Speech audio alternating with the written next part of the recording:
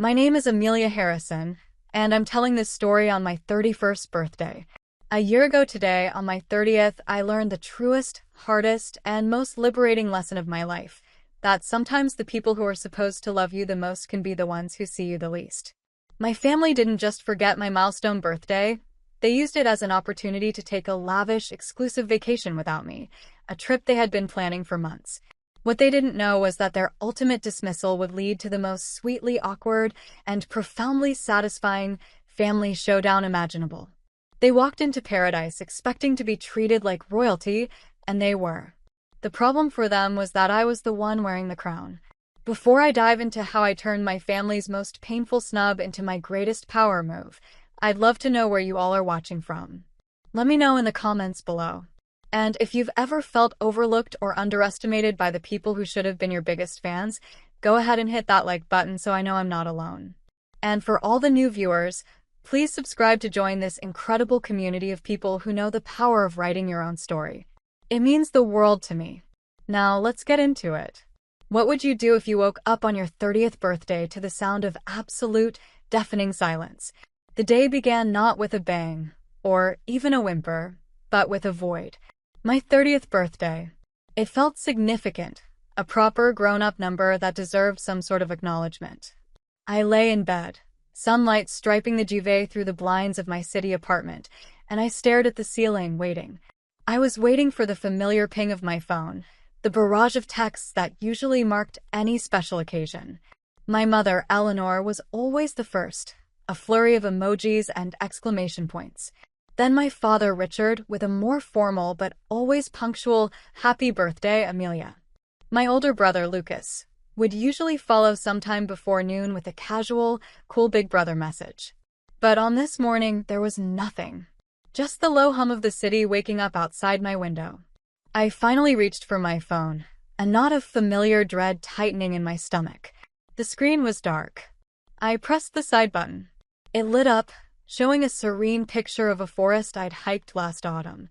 But there were no notifications. No missed calls. No text messages. Not a single one. Not from Eleanor, not from Richard, not from Lucas. I scrolled through my message threads, as if a simple refresh would magically make their well wishes appear. Nothing. I felt a cold prickle of unease. It wasn't like them to be this silent. Anniversaries, holidays, even minor achievements were all catalogued and celebrated within the Harrison family with a kind of punctilious, almost corporate efficiency.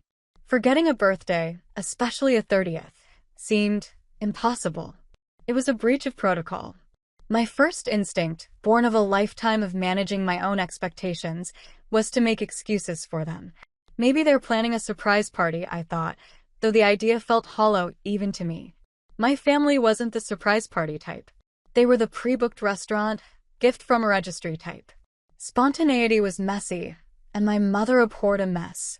Still, I clung to the possibility for a few more minutes before dialing her number. The call went directly to voicemail. "Hi, you've reached Eleanor. Please leave a message." The cheer in her recorded voice felt like a mockery. I hung up without leaving a message and tried my father. Straight to voicemail again. "This is Richard Harrison. I'm unavailable at the moment." My heart started to beat a little faster. I texted Lucas. "K, is everything okay? Haven't heard from Mom or Dad." A few minutes crawled by. My phone buzzed, and I snatched it up, a surge of relief washing over me. But the message just read, "In a meeting, can't talk." All good, All good. The two words hung in the air, so casual, so dismissive. He was in a meeting. On my 30th birthday. And my parents were unreachable. The knot in my stomach tightened into a painful fist. This feeling was horribly familiar. It was the feeling of being an afterthought, a secondary character in my own family's narrative. It had been the wallpaper of my life for as long as I could remember, a pattern so ingrained that sometimes I didn't even notice it until moments like this, when the neglect was too stark to ignore. I remembered my 10th birthday party. It was supposed to be a pool party, a big deal with a magician and a custom cake. But my parents had invited a slew of their own friends, business associates of my father's. The party quickly became less about a 10-year-old girl and more about networking. I remember standing by the cake, the candles melting, while my father loudly toasted Lucas, who was 9 at the time, for winning a regional spelling bee the week before. To my son, Lucas, Richard had boomed, raising his glass of champagne. A real mind for words. He'll be in the boardroom with me one day, you'll see. Their friends all cheered. I had stood there in my new swimsuit, feeling a hot blush of shame creep up my neck. Later that year, for Christmas, my grandmother, my mother's mother and the one person who truly saw me, gave me my first computer. It was a clunky beige desktop, but to me, it was a gateway to a new universe. My parents saw it differently. "What a strange toy," Eleanor had commented, wrinkling her nose. Richard had patted me on the head and said, "Don't spend too much time on that thing, Amelia. You don't want to get pasty." The computer became my sanctuary, the one place where my achievements weren't measured against my brothers. In the quiet hum of the dial-up modem, I found a world that made sense, a world of logic and code where the rules were clear and the results were based on merit, not on who had the loudest cheering section. The pattern only solidified as we grew older. In high school, I poured my heart and soul into a science fair project, developing a rudimentary app that could organize and trade digital collectible cards. It was complex and innovative for its time, and I won first place in the district. The award ceremony was on the same afternoon as one of Lucas's early season football games. My parents promised they'd be there for me before heading to the game. They showed up 20 minutes after I'd already received my blue ribbon. My father clapped me on the shoulder, his eyes already scanning the room for the exit. "That's nice, honey." "Very technical," he'd said, his mind clearly elsewhere. My mother gave my project a cursory glance. "Is that all it does?" "Just organizes pictures." The car ride home was a loud, excited dissection of every play Lucas had made, every fumble, every triumph. My father was mapping out his athletic scholarship potential. My mother was already planning the victory parties. My first place trophy, a small, gleaming cup, sat on the floor of the back seat between my feet, forgotten by everyone but me. I clutched it the whole way home, the sharp edges digging into my palms, a physical anchor against the tide of invisibility that was threatening to pull me under. It was a theme that bled into every corner of my life. When it came time for college applications, the pressure was immense. They wanted me to follow in the family footsteps. Business, law, something respectable, and, most importantly, something they understood. "Like your brother," was the constant refrain. Lucas was at a prestigious business school, and my parents wore it like a badge of honor. When I announced I was majoring in computer science, their disappointment was palpable. "A waste of a good mind," my father declared over a tense family dinner. "What kind of career is that? You'll be sitting in a dark room all day." "It's a hobby, Amelia, not a profession." They never once visited me on campus, not for Parents' Weekend, not for any of my academic award ceremonies. But they flew to Lucas's university 3 times in one semester for his fraternity's parents' formal and a tailgate party. The photos they posted online were a gallery of their pride, a story in which I had no part. When I landed my first job at a major tech firm, I called them, my voice buzzing with excitement. My father's only question was, "Do they have a good pension plan?" There was no congratulations, no curiosity about my role, just a practical, dismissive assessment of its long-term, traditional value. A few years later, when my friend Marco and I decided to take a leap and start our own company, pooling our savings and working out of my tiny apartment, my mother referred to it as my little project. She'd ask, "How's the little computer club going, dear?" with a patronizing little smile, as if I were still that 10-year-old girl with her strange toy. They never asked about the software we were developing, the sleepless nights, the thrill of building something from scratch. It was abstract and foreign to them, and therefore, it was insignificant. My most painful memory, the one that echoed in the silence of my 30th birthday, was from a few years ago. I'd been through a brutal breakup, the end of a serious 3-year relationship. I was shattered.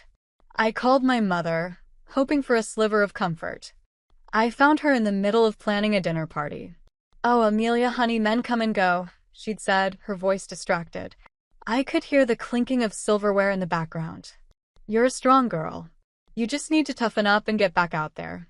Now, do you think I should use the silver or the gold chargers for Saturday?" I mumbled something and hung up, the tears I'd been holding back finally breaking free. A week later, Lucas sprained his ankle during a friendly game of flag football with his work colleagues. My parents rushed to his side. My mother cooked him healing bone broth for a week. My father drove him to his physical therapy appointments. His minor, temporary pain was treated like a national crisis, while my genuine heartbreak had been dismissed as a minor inconvenience. And now this. A silent phone on the most significant birthday of my adult life. The excuses I'd been making for them crumbled into dust. This wasn't an accident. This wasn't a simple oversight. A prickle of suspicion led me to open my laptop and navigate to Instagram, my fingers moving with a sense of grim purpose.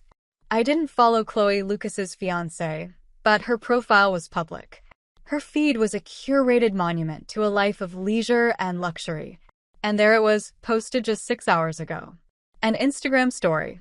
A photo taken from inside a private jet, the plush cream leather seats and polished wood gleaming. Through the window, a sliver of an airport tarmac.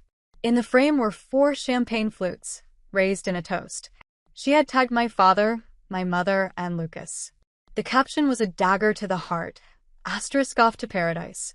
T-6 hours to Serenity Isle. So deserved.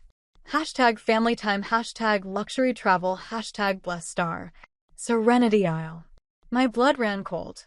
It wasn't just any resort. It was the resort. An almost mythical destination. A private island in the Maldives so exclusive you couldn't just book it.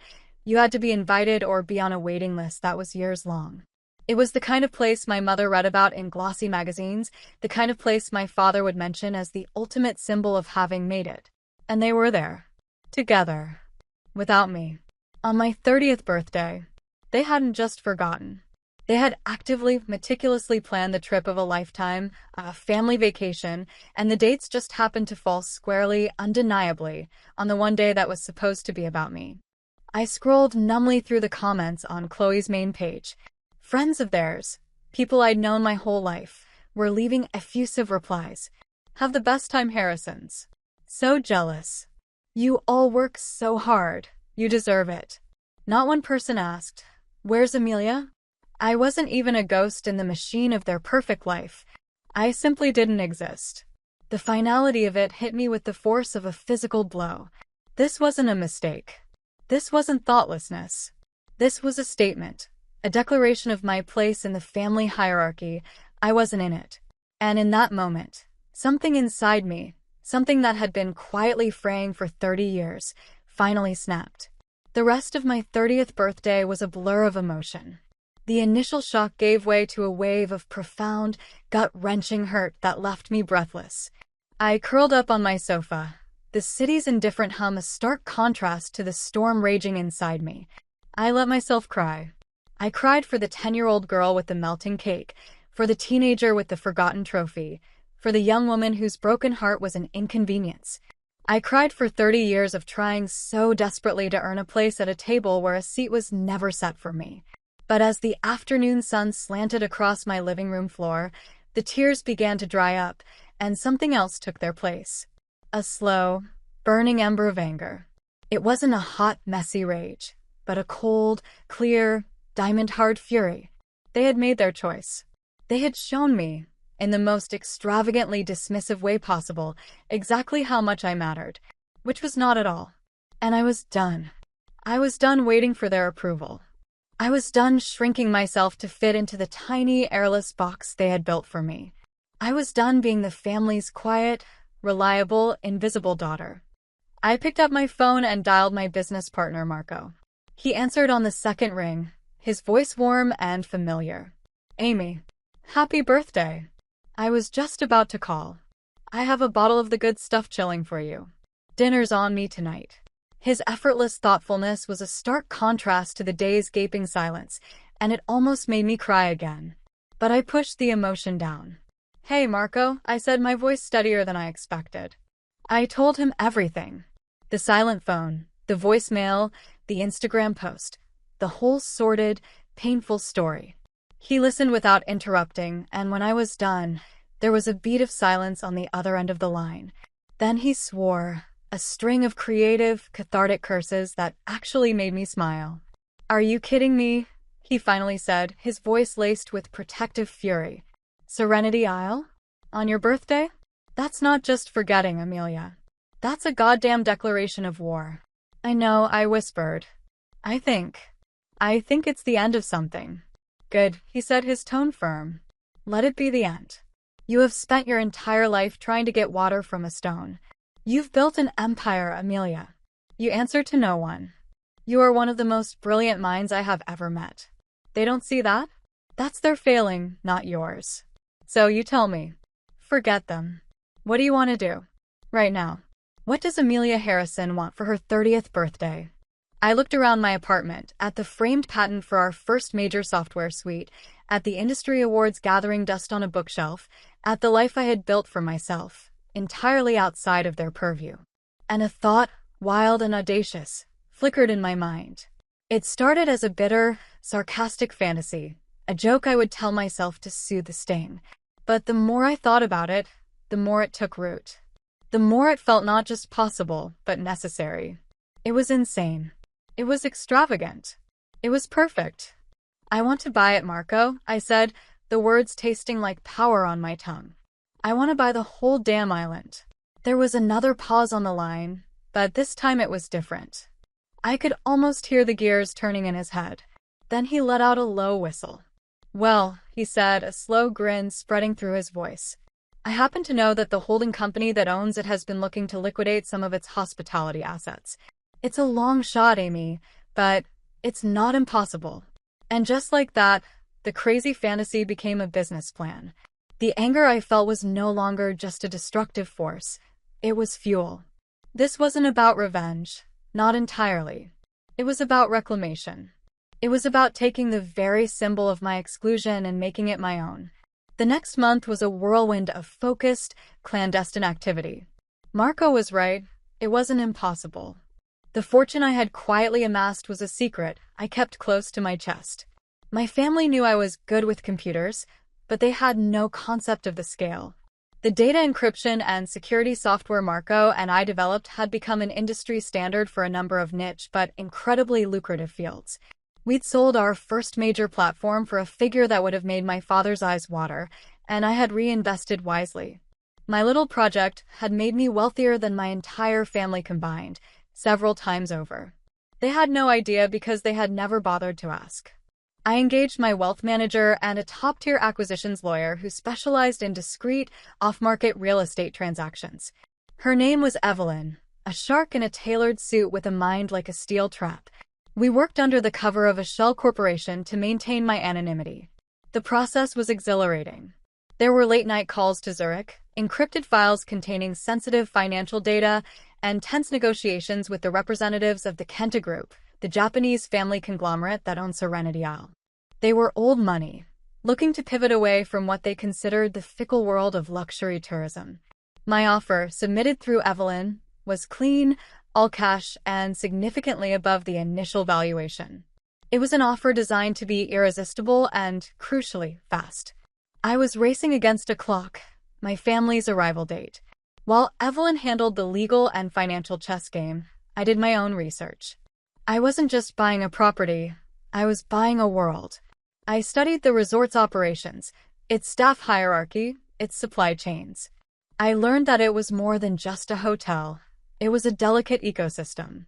The founder's original vision was one of harmony with nature, a principle that the current corporate owners had begun to neglect in favor of profit margins.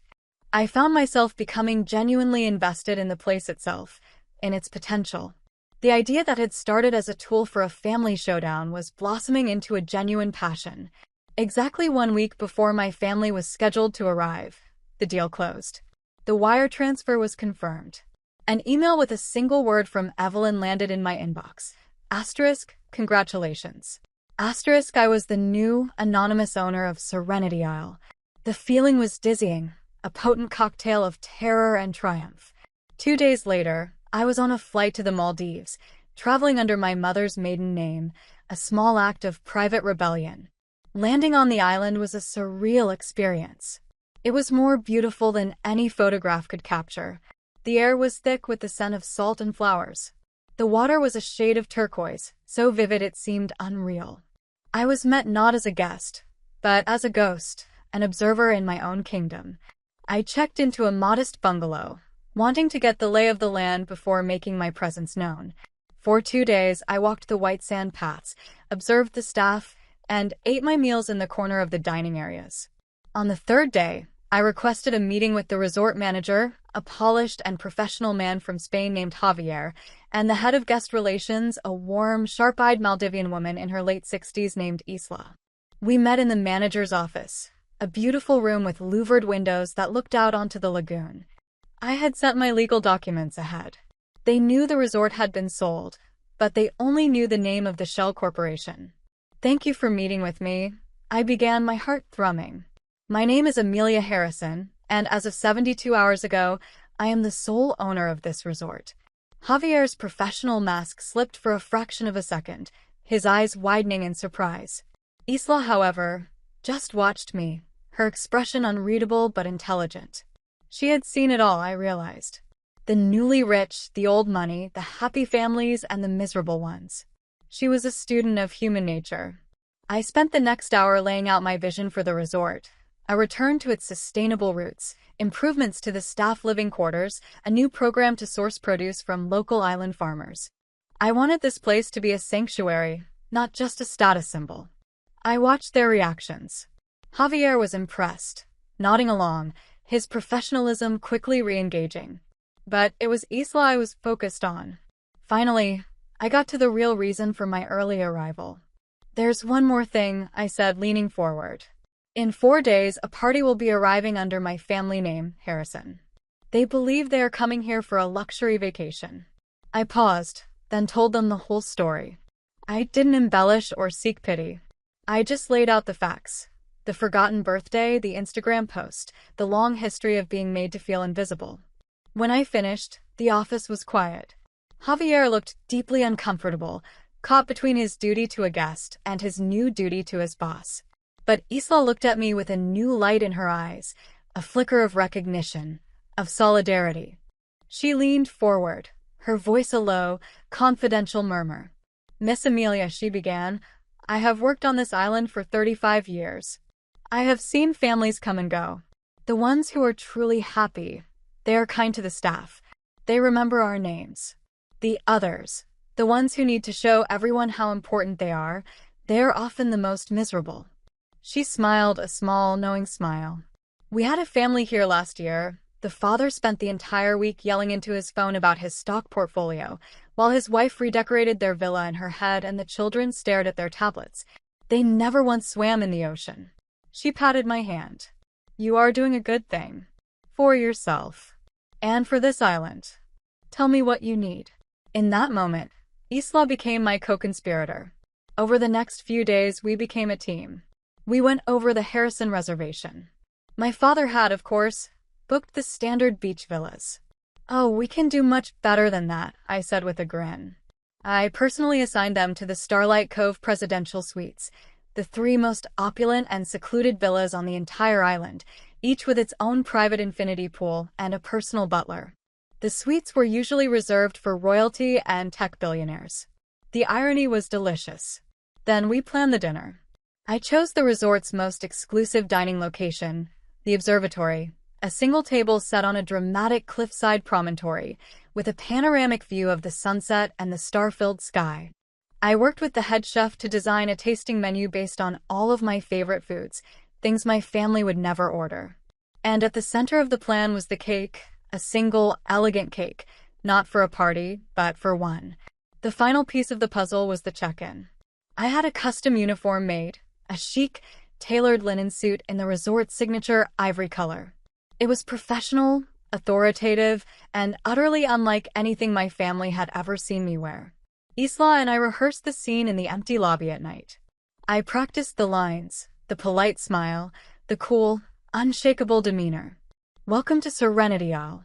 Harrison party? Yes, we have you right here." Isla played the part of my flustered father, making me practice my responses to every possible sputtered objection. I wasn't just planning an ambush, I was directing a piece of theater, and I was finally taking center stage in my own life. On the morning of their arrival, a strange calm settled over me. I wasn't nervous. I wasn't angry anymore. I was just ready. The low, distinctive thrum of the private seaplane's engines was the overture. I stood behind the expansive, polished teak check-in desk in the center of the resort's open-air lobby, a space designed to... It was a masterpiece of tropical modernism, with a soaring thatched roof, cooling ocean breezes drifting through, and a direct view of the impossibly turquoise lagoon. From my vantage point, I could see the seaplane banking, a silver dragonfly against the brilliant blue sky, before it gracefully touched down on the water, sending up a gentle spray. I smoothed the front of my ivory linen jacket, my fingers tracing the resort's subtle, embroidered logo over my heart. My heart was a steady, rhythmic drum against my ribs. Ready.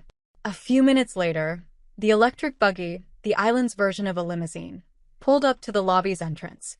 My family emerged, blinking in the bright sunlight, a tableau of self-satisfied privilege. My father, Richard, stepped out first, already in his vacation uniform of crisp linen shirt and boat shoes, surveying the scene with an air of a man who believed he owned any room he walked into. My mother, Eleanor, followed, adjusting her oversized sunglasses and fanning herself with a copy of a fashion magazine, her expression a careful mixture of boredom and appraisal. Then came my brother, Lucas, already on his phone, a frown of concentration on his face as he scrolled through what I was sure were work emails, completely oblivious to the paradise surrounding him. And finally, Chloe, his fiancée, who was trying to capture a candid selfie of her arrival, pouting her lips at her phone screen. They were so predictable, it was almost comforting. They approached the desk as a cohesive unit of entitlement, their luggage being handled by silent, efficient porters. My father strode to the front, ready to announce his presence to the world. I kept my head down for a moment longer, pretending to be absorbed in the computer screen in front of me, letting them get closer, letting the moment build. The scent of my mother's expensive, cloying perfume reached me first. It was the scent of my childhood, of 1,000 passive-aggressive comments and dismissive little sighs. "We're here for the Harrison reservation," Richard announced, his voice booming with the easy authority of a man who had never been told no. He dropped a platinum credit card onto the polished wood of the desk with a soft clack. I looked up. I let my practiced, polite, customer service smile spread across my face. I met my father's eyes directly. "Welcome to Serenity Isle," I said, my voice calm, clear, and utterly professional. "How may I help you?" The effect was instantaneous and glorious. It was like watching a film suddenly freeze frame. Richard's jaw, which had been set in a self-important line, simply dropped open. He stared at me, his brain visibly short-circuiting as it tried to reconcile the daughter he thought he knew with the woman standing before him in a position of authority. Eleanor, who had been inspecting a flower arrangement, froze, her hand hovering in midair. Her sunglasses slid down her nose, revealing eyes wide with shock and a dawning, horrified comprehension. Lucas finally looked up from his phone, his bored expression dissolving into pure, slack-jawed disbelief. His phone actually slipped from his grasp, clattering onto the marble floor with a sound that seemed to echo in the sudden, cavernous silence. Chloe, catching the vibe, looked from their stunned faces to me, her own expression a comical mask of confusion that slowly morphed into a kind of panicked embarrassment. I held their gazes for a beat, savoring the silent chaos I had unleashed. It was Richard who found his voice first, a strangled, sputtering sound. "Amelia? What is the meaning of this? Is this some sort of prank? A joke?" His voice was a mixture of anger and genuine confusion. He looked around as if expecting a hidden camera crew to jump out from behind a potted palm. "This is so embarrassing," Eleanor whispered, a horrified hiss directed at no one in particular. It was her default reaction to anything that deviated from her carefully curated script of life. I chose to ignore them both, turning my attention back to the computer screen with an air of professional efficiency. My fingers flew across the keyboard, the clicking sounds filling the tense silence. Yes," I said, my tone bright and helpful. "The Harrison party. We have you right here." I looked up again, my smile unwavering. "My name is Amelia, by the way. I'm the new owner of the resort. It's a pleasure to personally welcome you." "Owner." The word landed in the space between us with the force of a physical object. It hung there, shimmering and impossible. My father's face went from ruddy to pale in a matter of seconds. He looked like I had just told him the sky was plaid. Owner? That's absurd. You can't be. I can assure you it's not absurd, father, I said, my voice still light, still pleasant. I acquired the resort about a month ago. A little project I've been working on. I used their own dismissive phrase, and I saw a flicker of something, recognition, shame, in Lucas's eyes. And as a special welcome to my family, I've taken the liberty of upgrading you from the beach villas you booked. I paused for effect. I've put you in our Starlight Cove presidential suites. They each have a private infinity pool and 24-hour butler service. I do hope you'll find them more than comfortable. I picked up 3 sleek wooden key cards and slid them smoothly across the marble countertop. They stopped just short of my father's trembling hand. He stared at them as if they were venomous snakes. They were all still standing there, frozen in a tableau of shock and mortification, when I delivered the final, perfectly polished blow. I glanced at the elegant watch on my wrist. Also, I've taken the liberty of arranging a special dinner tonight at our clifftop restaurant, the Observatory. It's the best table on the island. I looked up, meeting each of their gazes in turn, letting my professional smile become something a little more personal, a little more pointed. It's a bit of a celebration, actually. As you may or may not recall, today is my 30th birthday. The silence that followed was the most satisfying sound I had ever heard. It was thick with the weight of everything they hadn't said, everything they hadn't done. I know you're all terribly busy settling in, I continued, my voice dripping with sweet reason. But if you're free, I would be so honored if you would be my guests. The suites were, as promised, magnificent. Each one was a private compound of understated luxury, a seamless blend of indoor and outdoor living with a view that was worth a fortune on its own. But for the Harrison family, these stunning villas felt less like paradise and more like beautifully appointed cages. The sheer opulent reality of their accommodations only served to amplify the magnitude of their humiliation. In one villa, Richard paced the length of the vast living room, the imported Italian marble cool beneath his boat shoes. He was practically vibrating with a mixture of fury and emasculation. How, he kept muttering to himself, running a hand through his perfectly coiffed hair, messing it up for the first time in years. How did she do this? Where in God's name did she get this kind of money? That little project, what has she been doing? His authority, the very bedrock of his identity, had been utterly and publicly usurped by the daughter he had always considered a harmless, eccentric dabbler. He felt a profound sense of irrelevance, and it terrified him more than any stock market crash. In the adjacent suite, Eleanor was in a state of social agony. She sat on the edge of an absurdly comfortable 4-poster bed, staring blankly at the private infinity pool that seemed to melt into the turquoise horizon. Her concern wasn't for Amelia's feelings, or even the family's spectacular lapse in memory. Her concern was for appearances. What will people think? She whispered to her reflection in a large, ornate mirror. My own daughter, ambushing us. It's so dramatic. So unseemly. She was already composing a narrative in her head, a way to spin this disaster into an amusing anecdote about her quirky, unconventional daughter. It was a defense mechanism honed over decades of prioritizing perception over reality. Chloe, in the third villa with Lucas, was in pure damage control mode. She saw the power dynamic shift in real time, and her calculating mind was whirring, trying to figure out the new angle. Lucas, you have to talk to her, she urged, her voice tight with anxiety. This is a nightmare. Your father looks like he's going to have an aneurysm. We have to smooth this over. But Lucas wasn't listening. He stood on the private terrace, leaning against the railing, staring out at the ocean. He was quiet. For the first time, he wasn't thinking about work, or about Chloe, or about his father's expectations. He was thinking about his sister, the quiet, bookish girl who was always there but never really seen. He replayed years of memories in his head. Amelia at her science fair, him at his football game. Amelia with her clunky computer, him with his shiny new bike. Amelia's small, quiet successes, always overshadowed by his louder, more conventional ones. The sheer, breathtaking scale of what she had accomplished, all of it completely under their noses, was forcing a fundamental reevaluation of his entire world. He hadn't just forgotten his sister's birthday. He had forgotten his sister. And a slow, creeping shame, genuine and painful, began to take root. "I need to apologize," he said, more to himself than to Chloe. "I really messed up." That evening, the dinner at the observatory was a masterclass in exquisite awkwardness. The single table on the clifftop promontory was lit by lanterns and the last, fiery streaks of sunset. I was already there when they arrived, seated comfortably, sipping a glass of champagne, looking out at the endless ocean.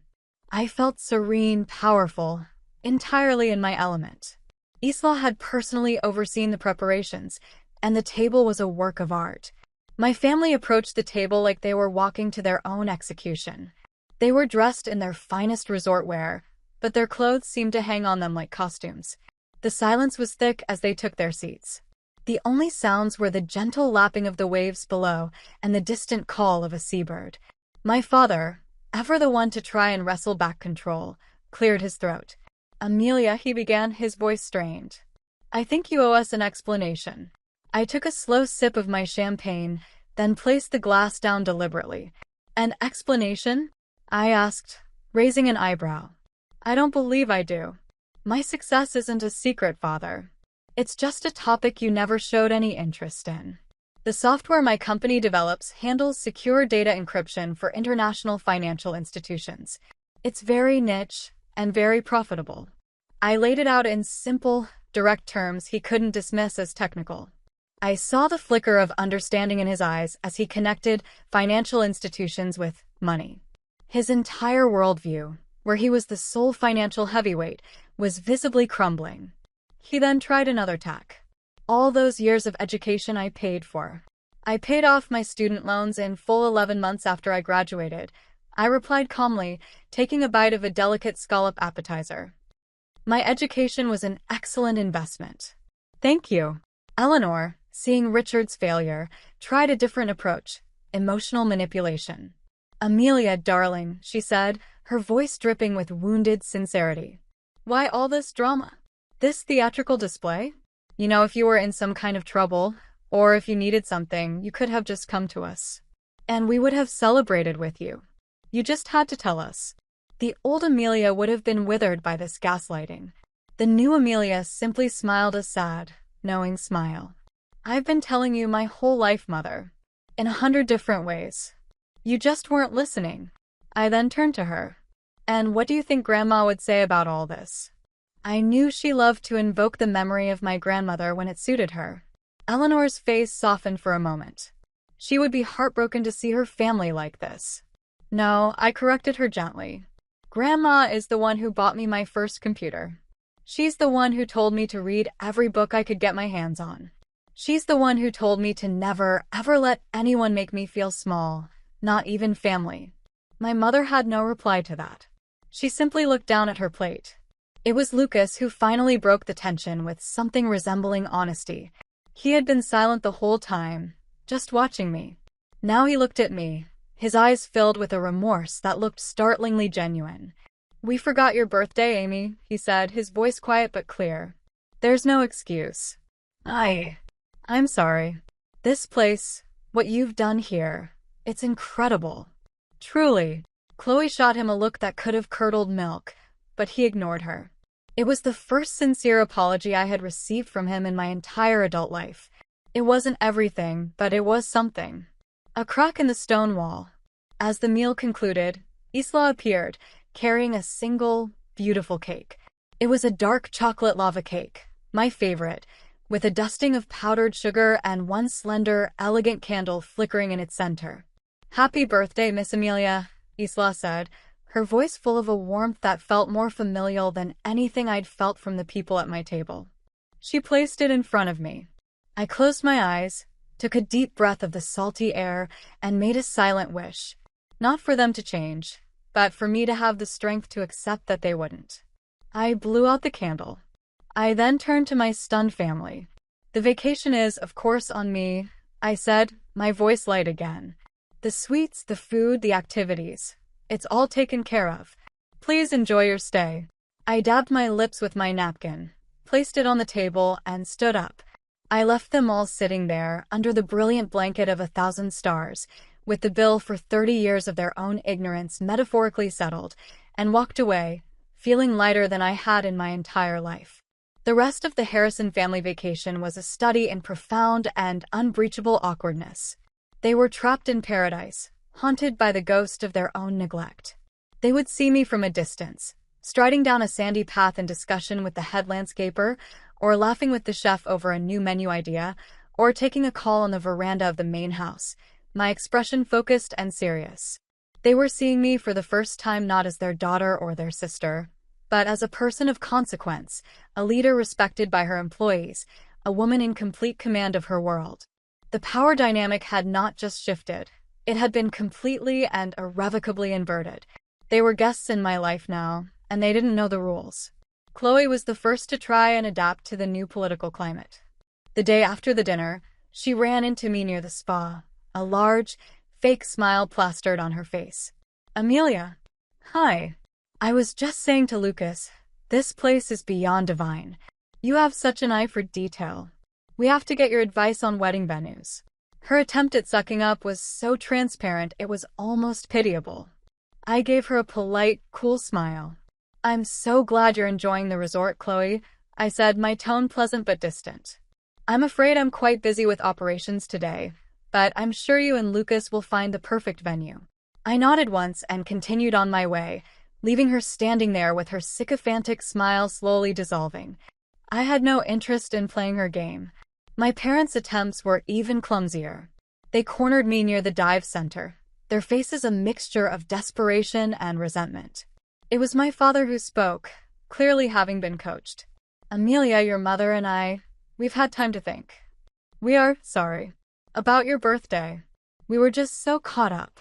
It was a classic non-apology, focusing on their own state of mind rather than their actions. My mother jumped in. "We're so proud of you, darling. We just had no idea." It was the truth, but it wasn't the compliment she thought it was.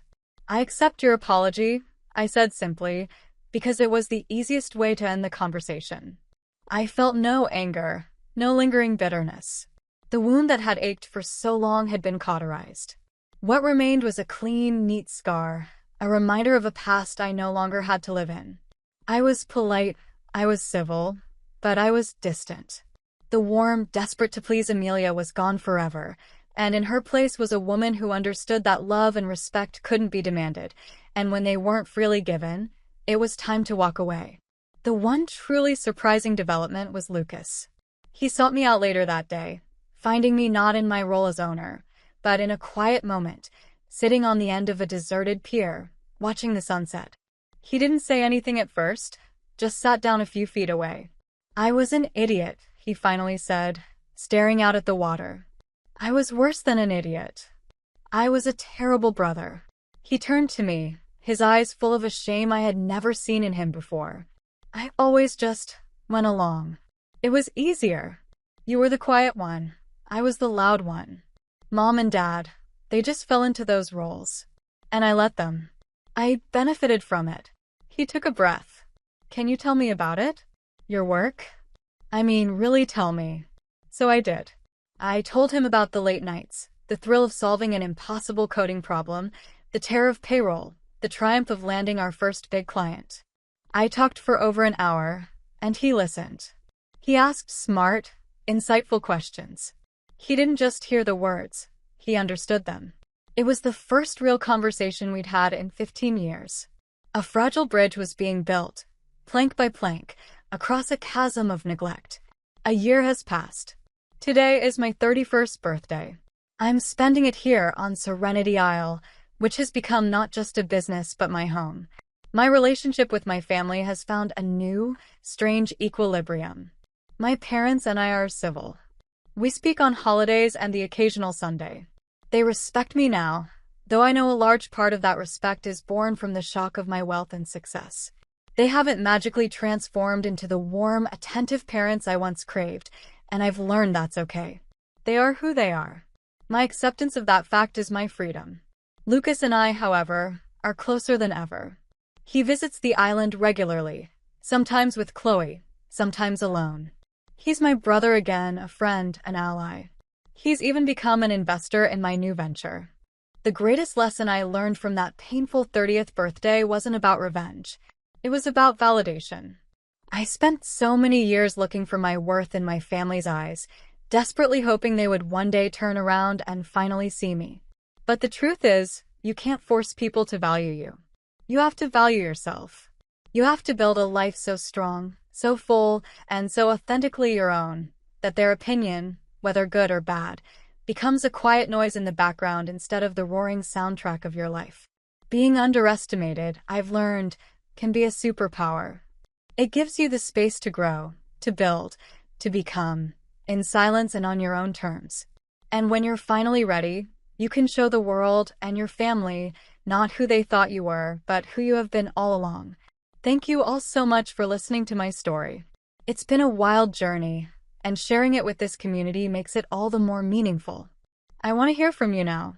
Have you ever been seriously underestimated by someone close to you, and how did you prove them wrong? Share your story in the comments below, because our stories are our power. If this video resonated with you, please don't forget to give it a like and subscribe to the channel for more stories about finding your strength and rewriting your own narrative. And if you know someone who might need to hear this message, please share this video with them. Thank you again for joining me. Remember that your value is inherent and absolute, and it is never, ever dependent on someone else's inability to see it.